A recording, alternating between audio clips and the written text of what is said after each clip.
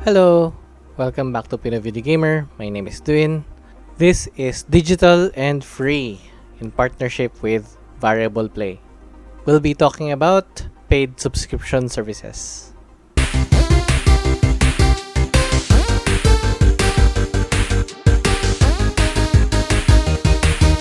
Page subscription services.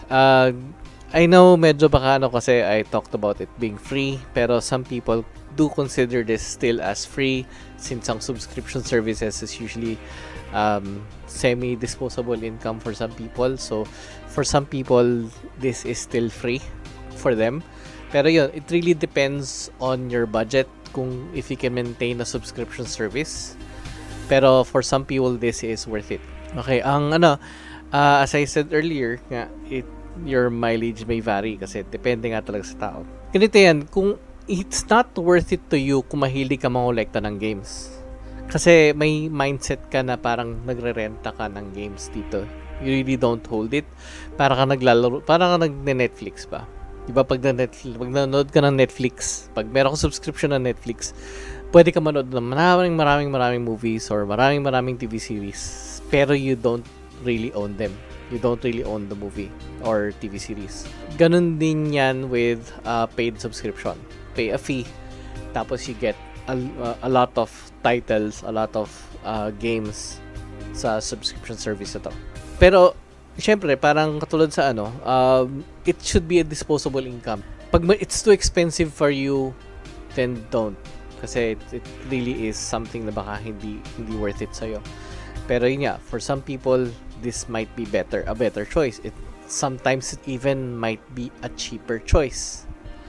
Ang ano kasi dito, para sa akin, this is how I gauge a paid subscription service. If you can afford to buy one game, siguro magkano isang game? Siguro yung talagang a full price game, siguro mga 2,000 to 5. If you are willing to pay that much for a game, then may possibility a subscription service is not worth it to you. Kung buying a 2.5 per game is too expensive for you, pero gusto mo lang talaga maglaro, then a subscription service might be better kasi you won't be paying as much. Pero marami ka nang malalaro sa kanya. Tsaka ang ano rin is kung may collection ka. Alam mo sa mga ibang tao gusto talaga mangolekta ng mga games and I understand that feeling kasi ako ginawa ko na rin yung I have a few games here, a few games there. And ang sarap din ng feeling na may collection ka talaga. Pero pag nagkaroon ng point na parang you don't have the space, if you're starting out in life or parang you don't have that much space talaga, then storage might be an issue. So sometimes just getting digital games or siguro mag-subscribe ka na lang might be better.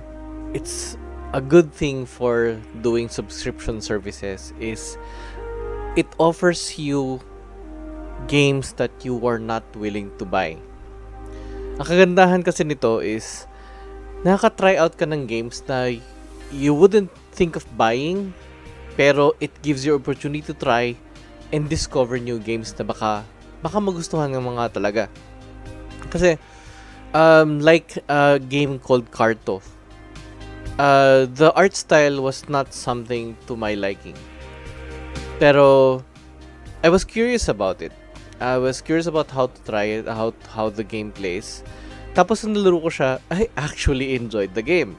Para ka naglalaro ng Carcassonne na may story.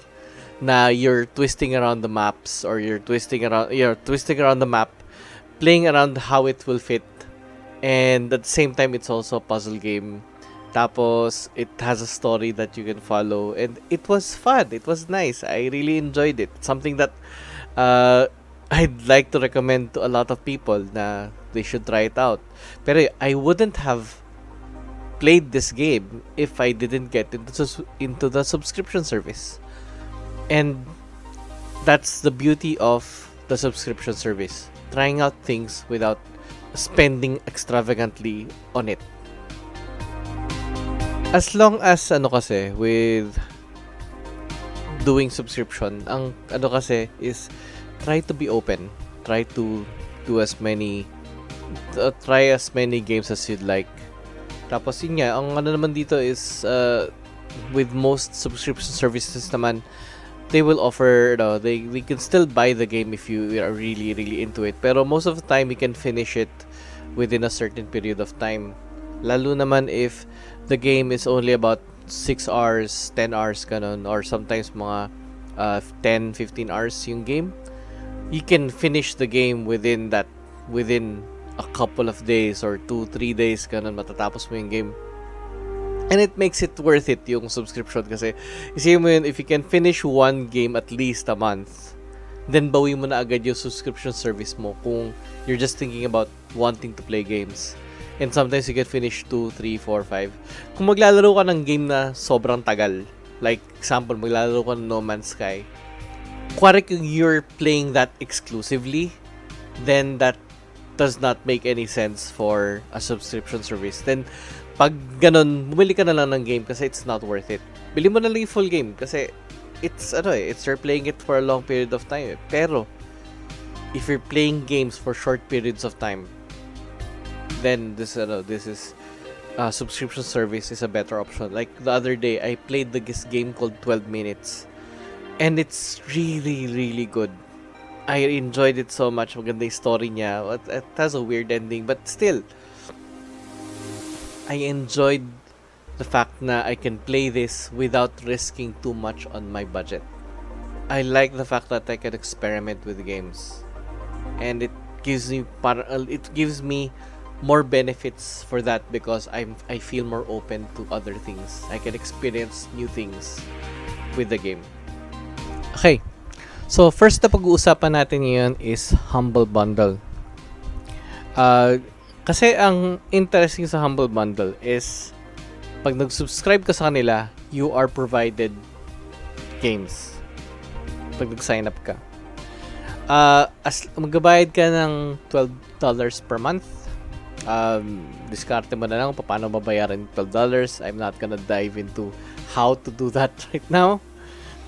Pero ang ano dun is as long as you are able to as long as you're able to pay the $12, you are provided 12 games, almost 12 games per month. Depende na lang yun kung kailan nila lalabas yung game at kung anong game titles na ilalabas nila. Ang games dito sa Humble Bundle is not bound sa service nila. Tsaka ang ano dito is these games are permanent to you. So, ang maganda naman sa Humble Bundle, it is provided. So, for the $12 na binabayaran mo, you get several games and all of these are permanently owned sa'yo. Tapos, since hindi siya bound sa service talaga nila, as in, ang gagawin nila is you get games from Epic, from Steam, from GOG, Battle.net, Nintendo, Uplay, EA Play, Origin, mga ganun. So, you get games from there, tapos permanent pa siya. So, ito lang yung nag-o-offer talaga ng permanent na games talaga. Tapos yun. Pero ang ano din sa kanila is, yung 12 games na nakukuha mo, that is their main feature kasi nag-start ang Humble Bundle talaga with games. Pero if you have the budget for anything else, nag-o-offer din sila ng mga books, tapos nag-o-offer din sila ng iba pang mga software. Ang focus kasi ng Humble Bundle, they focus on donations. Next na pag-usapan natin is Nintendo Online. Okay, so dito, ang focus naman ng Nintendo Online is, ang primary function niya is to have multiplayer functionality. Tapos, by default kasi, sa Nintendo, hindi ka makapag-multiplayer until you pay yung Nintendo Online. So, medyo nakakainis lang kasi naka-paywall yung multiplayer. Pero that's, pagdating kasi sa game console, medyo standard practice na yung may paywall lang multiplayer. Ang free-to-play games lang talaga yung walang paywall. Pero every other game, parang Diablo or Animal Crossing, lahat yan kailangan may Nintendo Online subscription ka. Pero, ang main feature niya, isang additional feature ng Nintendo Online, is it provides you free classic games sa Nintendo pati sa NES. sa NES pati sa SNES. Every few couple of months or siguro biglang mag-announce sila na ito yung mga bagong games sa NES pati sa SNES, and you get this for free. As long as subscribe ka sa kanila, you get the entire list of games. Walang nawawala dun, walang tinatanggal dun. It's always there. Tapos, it's always immediately downloaded to your system, so you don't really need to think about it kapag basta subscribe ka, download mo lang yung app sa phone, sa Nintendo Switch mo, tapos all the games are already there na. Since maliit lang naman ang mga capacity ng mga NES pati SNES, these are it doesn't really eat that much sa data ng device ng Switch. Ang dito is you pay $3.99 sa US dollars, $7.99 for 3 months, and $19.99 pag 12 months. So ano mo yun, so lumalabas parang mga 200 pesos per month, 400 pesos kapag 3 months, tapos lumalabas na parang alos lampas 1,000 pesos kapag 1 year. If you think about that, it's not so bad. If you can afford 1,000 pesos a year, that's getting online, tapos you get lots of NES and SNES games. Kung mahilig ka sa mga classic games, that's not so bad. Pero yun, the main functionality talaga ng Nintendo Online is the online functionality. Pero yun, they won't be offering anything new. Yun ang pinaka-disappointing lang sa Nintendo Online. They're just offering old classic games. Okay. Next na pag-usapan natin is a service ng PlayStation. There are 2 services ng PlayStation. The PS Plus and the PS Now. Pag-usapan muna natin is the PS Plus. With PS Plus, you get free games each month. Okay. Itong free games na to only starts when you start with your subscription. So, any old games na hindi mo naabutan, sorry ka na lang. You just hope na sana ibalik nila, pero most of the time they don't. Ayun, so it only starts when you start the subscription. Ang lang din dito is you have to be a paying subscriber to keep on playing them. If you don't pay the subscription, you will lose access dun sa free games. Parang it's bound sa account mo, but you can only play it if you are actively paying.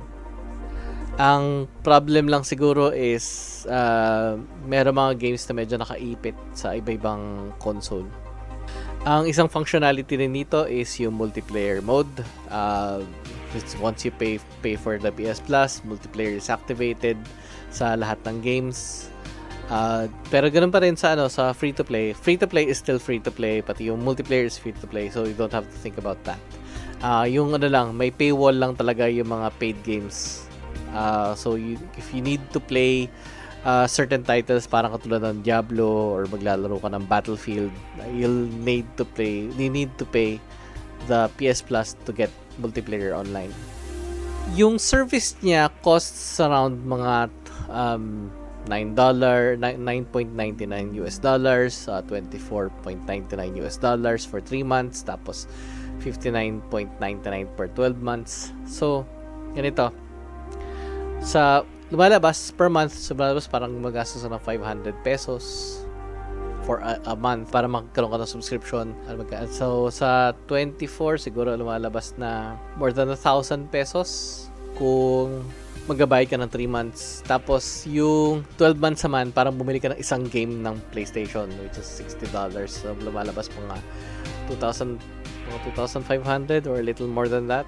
Ang benefits naman ng PS Plus is kung meron kang PS5, bibigyan ka agad ng list of games na based sa kanilang tinatawag na PlayStation Collection.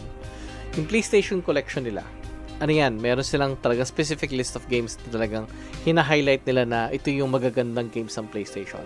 Okay, so Ang games dito is yung Batman Arkham Knight, Battlefield 1, Bloodborne, Call of Duty Black Ops 3, Zombie Chronicles tawag yata. I think ito para subtitle yun, Zombie Chronicles, Crash Bandicoot, Insane Trilogy, Days Gone, Detroit Become Human, Fallout 4, Final Fantasy 15, God of War, Infamous Second Son, The Last Guardian, The Last of Us Remastered, Monster Hunter World, Mortal Kombat 10, Persona 5, Ratchet & Clank, Resident Evil 7, Biohazard, Uncharted 4, A Thief's End, Until Dawn. Yung mga games na yun, magaganda talaga yan. These are award-winning games. These are really good. It's worth your time talaga. So, sulit siya. Pero, ang worry ko lang dito sa ngayon is, di ko alam kung dadagdagan nila yung games na to. Pero, rest assured, basta sumali ka dyan, you'll have access to that if you only have a PS5. Pag may PS4 ka lang, you're blocked out from those list of games. So, medyo marketing gimmick to para mapilita ka bili ng PS5. So, pero if you have that access, then it's worth it naman. Ang next na pag-uusapan naman natin is yung PlayStation Now. This is another service ng PlayStation. Same price din siya with PS Plus, pero it's a separate subscription system. So, if you want to have PlayStation Plus and PlayStation Now, you have to pay twice as much. Ang PlayStation Now is like the Netflix of PlayStation. Ang setup nila is once you pay sa subscription service, you are given a library of games na available. Ayun, tapos every month nagdadagdag sila ng games, tapos although some games hindi siya permanent. Ang ano lang dito is hindi sila masyado nag-offer ng bagong games. Although sa lahat naman ng sinabi ko mga services kanina, they generally don't offer anything new. Pero yun, PlayStation Now is appealing lalo na sa mga gamers na hindi na-expose sa maraming games. As in, this is a really good service. Ang issue ko lang sa kanya is a lot of their titles is streaming only. Okay, kasi ang kagandahan sana nilang yun nila is marami nakalagay PlayStation 1 hanggang PS4. So far, ang PS Now. Yung list of games nila, nakakaaliw sana kasi ang ganda sana ng history eh. Problema, sa PS1, PS2, PS3, I think majority of the games is streaming only. There's only a handful sa kanila na talagang malalaro mo talaga on local. Kasi pag yung mga nada-download, ibig sabihin it was designed to run on the PS4 or the PS5. Pero yung mga iba, yung hindi siya designed for the system, isi-stream nila from the internet. Problem pag sa Pilipinas ka, streaming is not really that reliable. It really depends na lang talaga kung maganda pa talaga internet connection mo, kung maganda ping mo.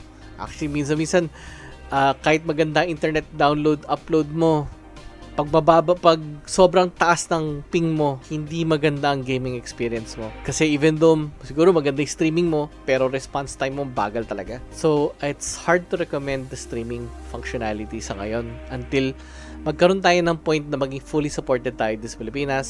I don't know yet when that will happen. So, pero streaming is a really hard sell sa akin sa ngayon. Pero, yung mga PS4 naman, I think some games are fully downloadable. So that's a good thing. Maganda naman yung ganun bang ano. Kung kaya mo i-download yung game, that's great. And marami naman sila na-download na game. So kung wari ka naghahabol ka ng mga PS4 games, that's okay yun. Maganda yung ano. Magandang feature yun.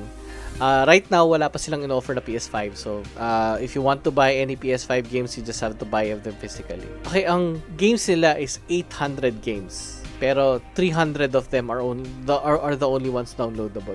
If you're worried about the multiplayer option, multiplayer naman sa mga games under PS Now, all of them are working with multiplayer option. Hindi lang gagana yung multiplayer kung kuwari bumili ka ng game separately, tapos kung wala kang PS Plus, bumili ka ng game na hindi under PS Now, bumili ka ng game separately, tapos pag under mo ng game, biglang gusto mong multiplayer, hindi gagana yung multiplayer nun kasi hindi siya under PS Now. You have to make sure that you have PS Plus to make sure the multiplayer is to be accessible. Ayun. So, as long as tagabayad ka ng PS Now subscription, then you'll have access to these 800 games plus. Ang game streaming pala is also offered sa PC. Although, I tried this personally and I can't get it to work. I wish I could make it work para ma-recommend ko highly kasi gumagana naman yung PS4 controller sa PC. Pero ayun nga, I couldn't get it to work. Nandun lang ako sa menu and I got stuck there. So,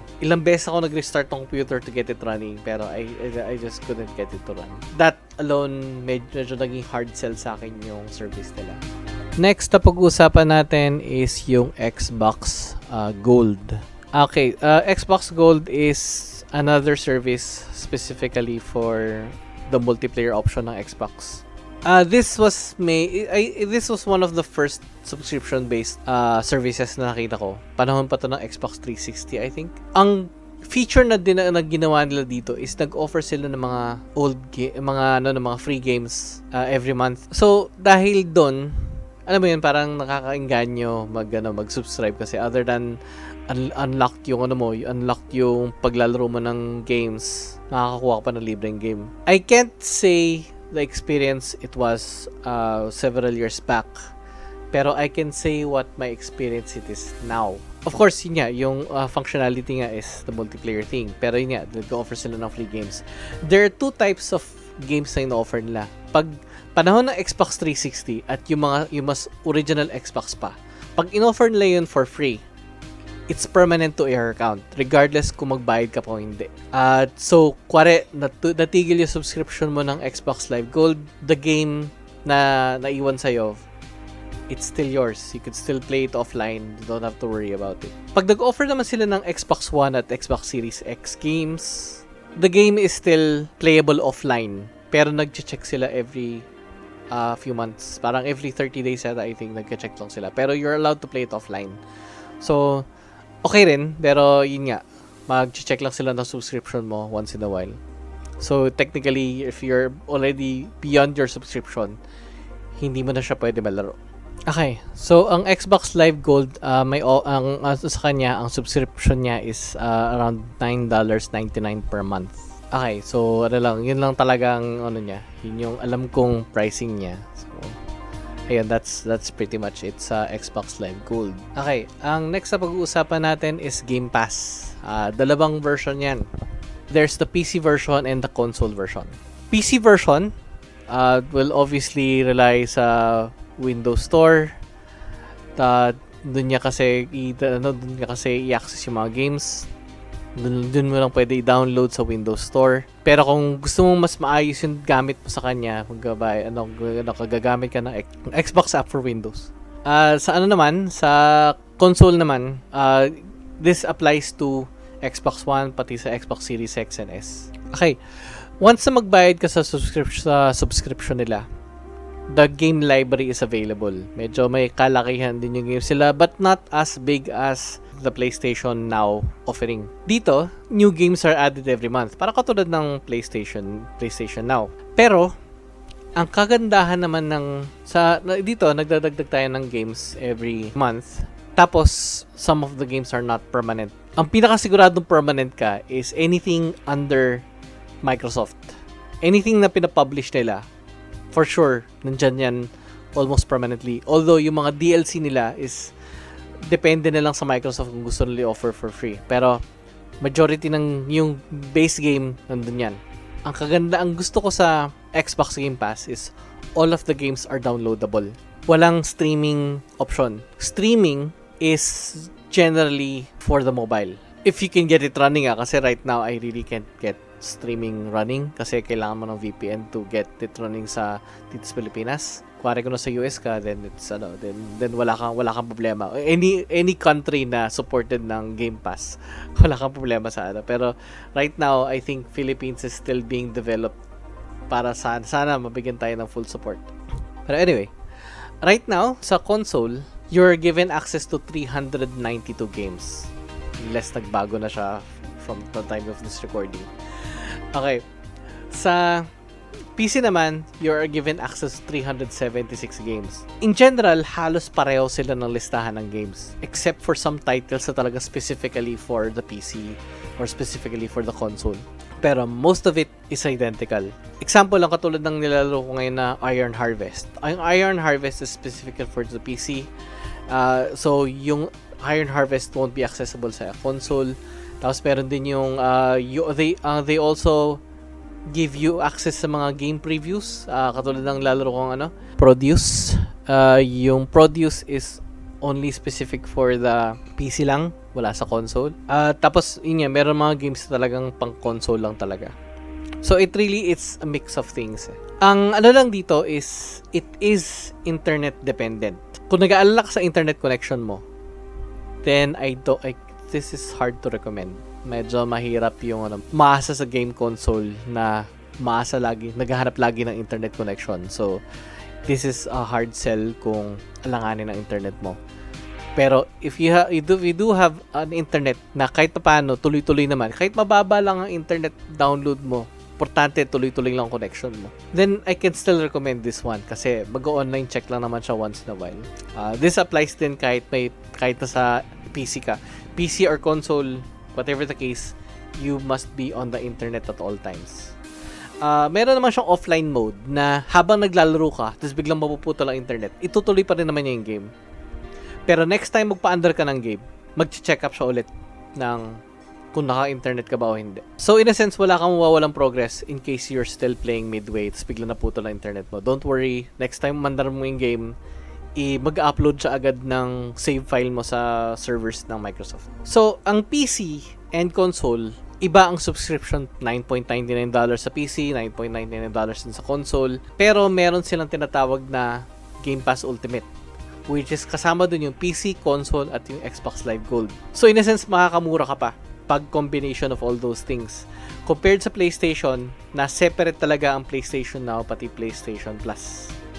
Doon you have to pay, lumalabas, mas mahal pa yung binabayaran mo sa PlayStation Now and Plus if you combine mo services. Dito, i-combine mo yung services and you get it cheaper. Tapos, if you are able to access it, yung payment option nila, right now, medyo mahirap ang payment option dito sa Pilipinas. There are other ways to pay this.